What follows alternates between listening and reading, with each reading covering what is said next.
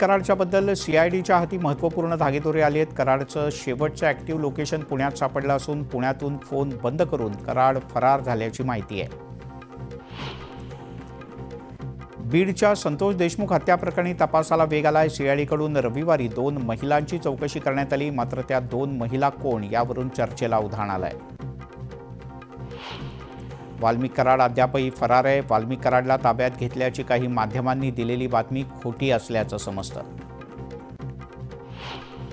अंजली दमानिया यांच्या सत्यशोधक आंदोलनाचा आजचा दुसरा दिवस आहे। आंदोलनाच्या दुसऱ्या दिवशी त्यांनी जिल्हाधिकाऱ्यांची भेट घेतली। जोपर्यंत वाल्मिक कराडला अटक होत नाही तोपर्यंत लढा सुरूच राहणार असा इशारा त्यांनी दिलाय। भाजप आमदार सुरेश धस हे दुपारी एक पत्रकार परिषद घेणार आहेत। प्राजक्ता माळीनं केलेल्या आरोपांवर धस काय बोलणार याकडे सगळ्यांचं लक्ष लागलंय। धनंजय मुंडे ओबीसी नेता असल्यानं त्यांना बीडच्या हत्या प्रकरणात गोवलं जातंय का असा प्रश्न बबनराव तायवाडे यांनी उपस्थित केलाय। तर दोषी नसताना मुंडेंना टार्गेट केलं जात असेल तर आम्ही त्यांच्या पाठीशी उभे राहू असंही तायवाडे यांनी म्हटलंय। धनंजय मुंडे यांच्यावर अद्याप कोणताही आरोप सिद्ध झालेला नाही, त्यामुळे त्यांच्या राजीनाम्याची मागणी करण्यात अर्थ नाही। विरोधक या घटनेचं राजकारण करतायत असा हल्लाबोल दीपक केसरकर यांनी केलाय। तर आरोपी हा आरोपी असतो, तो कुणाचा मित्र किंवा नातलग नसतो, त्यामुळे सरकार नक्कीच दोषींवर कारवाई करेल असा विश्वास केसरकर यांनी व्यक्त केला। केंद्रीय सामाजिक न्याय मंत्री रामदास आठवले यांनी बीडमध्ये जात माजी सरपंच संतोष देशमुख यांच्या कुटुंबियांची भेट घेतली। यावेळी त्यांनी देशमुख कुटुंबियांचं सांत्वन करत दोषींवर कठोर कारवाई करण्याची ग्वाही दिली। सूरज चव्हाण यांनी संतोष देशमुख हत्या प्रकरणी अंजली दमानिया यांच्यावरतीच हल्लाबोल केलाय। अंजली दमानिया स्वतः हत्येप्रकरणी अडथळा निर्माण करून पोलिसांची दिशाभूल करतायत असा आरोप सूरज चव्हाण यांनी केलाय। तर रिचार्जवर चालणाऱ्या ताई नेमक्या कुणाला मदत करतायत असा प्रश्नही त्यांनी उपस्थित केला। मुख्यमंत्री देवेंद्र फडणवीस यांच्याकडून 100 दिवसांच्या नियोजन आराखड्यासंदर्भात बैठक घेण्यात आली। विविध विभागांचा रोडमॅप कशा पद्धतीने असणार आहे याचा आढावा घेतला जाणार आहे। संघटन पर्वासाठी भाजपनं तयारी सुरू केली आहे। भाजप संघटन पर्वाचं महाराष्ट्र प्रभारी रवींद्र चव्हाण यांनी आढावा घेतला। विधानसभेच्या नंतर स्थानिक स्वराज्य संस्थांच्या निवडणुकीसाठी भाजप कामाला लागलाय। मंत्रिमंडळात संधी नाकारण्यात आलेले डोंबिवलीचे आमदार रवींद्र चव्हाण यांची भाजपच्या संघटन पर्व समितीचे प्रभारी म्हणून नियुक्ती करण्यात आली आहे। पुढच्या महिन्यात त्यांची प्रदेशाध्यक्षपदी नियुक्ती केली जाण्याची शक्यता लक्षात घेता त्यांच्याकडे सध्या संघटनात्मक जबाबदारी सोपवण्यात आली आहे। अजित पवार गटाचे आमदार चेतन तुपे यांनी मोदी बागेत शरद पवार यांची भेट घेतली। चेतन तुपे हे अजित पवार यांच्या राष्ट्रवादी काँग्रेसचे हडपसर विधानसभा मतदारसंघाचे आमदार आहेत। मदत आणि पुनर्वसन मंत्री मकरंद पाटील यांनी उदयनराजे भोसले यांची भेट घेतली। उदयनराजे यांनी त्यांना शिवाजी महाराज यांची मूर्ती भेट देऊन सन्मान केला। भाजपचे नेते नितेश राणे यांनी काँग्रेसचे खासदार राहुल गांधी यांच्याविषयी बोलताना आक्षेपार्ह विधान केलंय। केरळ हे राज्य मिनी पाकिस्तान आहे, दहशतवादीच राहुल गांधी यांना मतदान करतात असं विधान नितेश राणे यांनी केलं।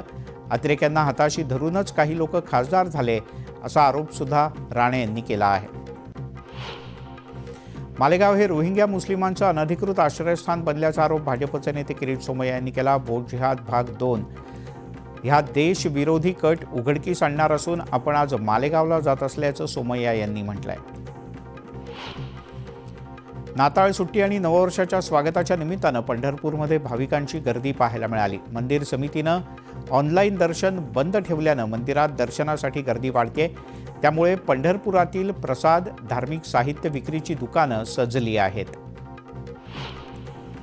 पर्यटन स्थळांच्या सोबत धार्मिक तीर्थस्थळी देखील भाविकांची मोठी गर्दी पाहायला मिळते। देश विदेशातील लाखो साई भक्त शिर्डीमध्ये दाखल झाल्यानं साईनगरी भाविकांनी गजबजून गेली आहे। सोमवती यात्रेच्या निमित्तानं खंडोबाच्या जेजुरीत भाविकांनी मोठी गर्दी केली। राज्याच्या कानाकोपऱ्यातून भाविक जेजुरीत दाखल झाले आहेत। अखंड महाराष्ट्राचं कुलदैवत असलेल्या जेजुरीच्या श्री खंडोबा देवीची आज सोमवती यात्रा आहे। यावेळी खंडोबाची पालखी कराह स्नानासाठी गडावरून मार्गस्थ होईल। कराह स्नानाच्या आधी धार्मिक विधी पार पडतील आणि मग पालखी स्नानासाठी रवाना होईल। धाराशिवमध्ये वेळा अमावस्या उत्साहात साजरी करण्याची खूप जुनी परंपरा आहे।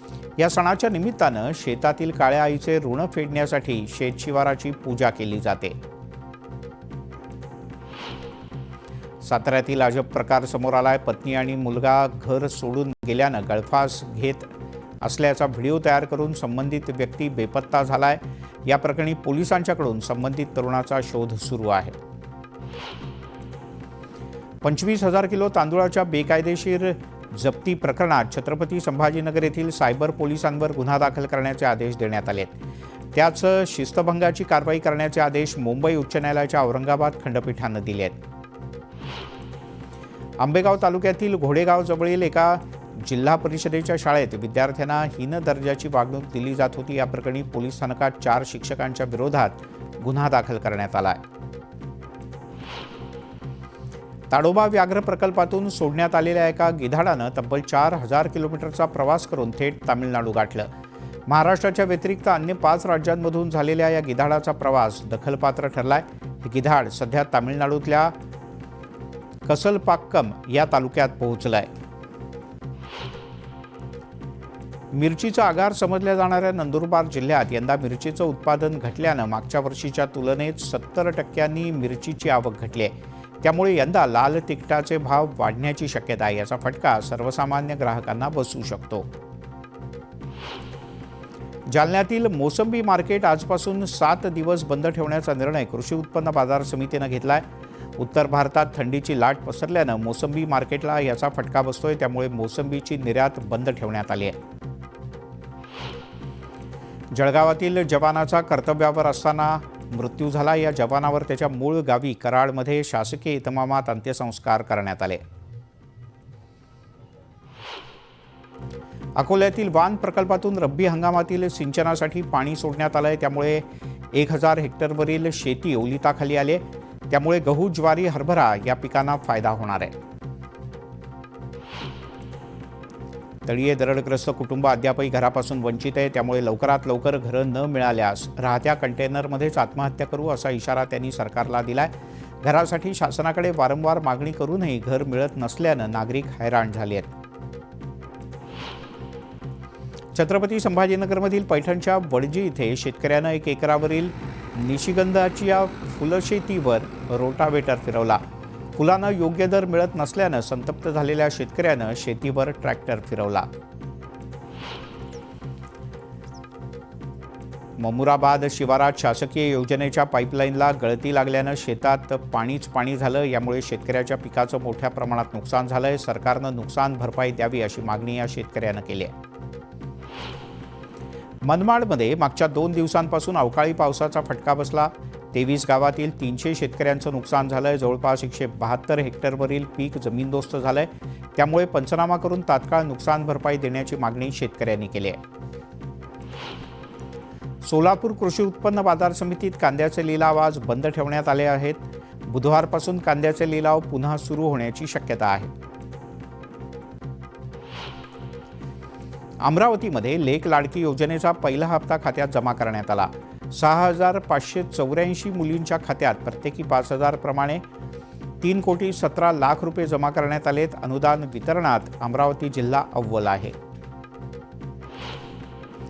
नववर्षाच्या पार्श्वभूमीवर परभणी वाहतूक पोलीस शाखेनं ड्रंक अँड ड्राईव्हच्या तपासणीला सुरुवात केली आहे। या अंतर्गत नागरिकांनी मद्यपान करून वाहन चालवू नये अशा सूचना दिल्या जात आहेत। गोंदियाच्या अर्जुनी मोरगाव तालुक्यातील अर्जुनी वनपरिक्षेत्रात रानडुकराची शिकार करून मांस विक्री करणाऱ्या 5 पैकी 3 आरोपींना वनविभागाच्या पथकानं रंगेहात पकडलाय। दरम्यान 2 आरोपी फरार झाले असून अटक करण्यात आलेल्या 3 आरोपींना 12 जानेवारीपर्यंत न्यायालयीन कोठडी सुनावण्यात आली आहे। रायगडमधील हरिहरेश्वर समुद्रकिनाऱ्यावर मोठ्या प्रमाणात पर्यटक दाखल झाले आहेत। समुद्रकिनारी मौज मजा आणि देवदर्शन असा योग साधत पर्यटक आणि भाविकांनी हरिहरेश्वर इथे दर्शनासाठी सुद्धा गर्दी केली होती। नववर्षाच्या स्वागतासाठी कोकणातील समुद्रकिनाऱ्यावर लाखो पर्यटक दाखल झालेत। नववर्षाच्या स्वागताकरता पर्यटकांचा उत्साह शिगेला पोहोचलाय। धाराशिवच्या उमरगा तालुक्यात 3 मुलींनी आपल्याच अपहरणाचा कट रचल्याचा धक्कादायक प्रकार समोर आलाय. अवघ्या 30 मिनिटात पोलिसांनी या 3ही मुलींचा कट उधळून लावला आणि या तिघांनाही ताब्यात घेतलं. नगर पुणे महामार्गावरील रेल्वे पुलावर अवजड सामानाची वाहतूक करणारा एक कंटेनर अचानक बंद पडला. तासभर वाहतुकीची प्रचंड कोंडी झाली. वाहतूक शाखेच्या नियोजन शून्य कारभारामुळे प्रवाशांना मात्र याचा चांगलाच फटका बसला.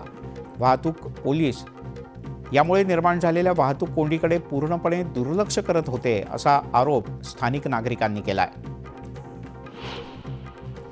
मिरची पिकावर करपा रोगाचा प्रादुर्भाव असल्यानं मिरची उत्पादक शेतकरी अडचणीत आलेत. पंचनामा करून नुकसान भरपाई देण्याची मागणी शेतकऱ्यांकडून करण्यात येते. शिरूर तालुक्यातील छोट्या मोठ्या गावांमध्ये सध्या सकाळी नंदी बैलवाले दारोदारी फिरून आपली कला सादर करताना पाहायला मिळत आहेत. तर आपल्या दारात आलेल्या नंदी बैलाची बळीराजा शेतकरी पूजा करतायत, त्याला गोडधोड खाऊ घालतायत, तर नंदी बैलवाल्यांना धान्य दिलं जात आहे.